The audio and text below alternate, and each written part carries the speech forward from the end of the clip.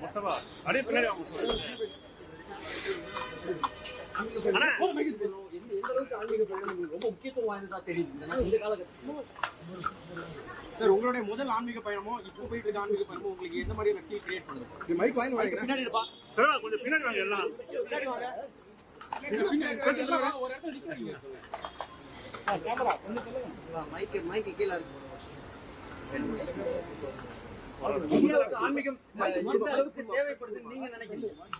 மைக்க மட்டும் போய் பரவாயில்லமா? கேமரா கொஞ்சம் பின்னாடி வாங்க. பல்வேறு பாகுபாடுகள் இருக்கக்கூடிய இந்த சூழ்நிலையில ஆன்மீகம்ன்றது எதை குறிப்பிடுறதுன்னு நீங்க கருதுறீங்க?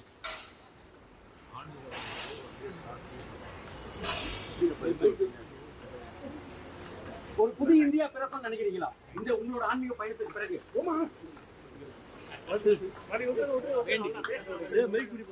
நன்றி நன்றி, தேங்க்யூ.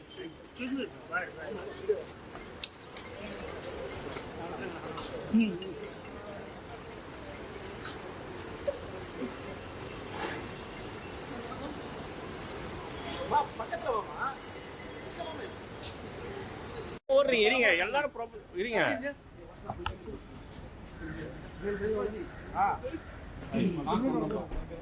முஸ்தபா அப்படியே பின்னாடி வாங்க முஸ்தபா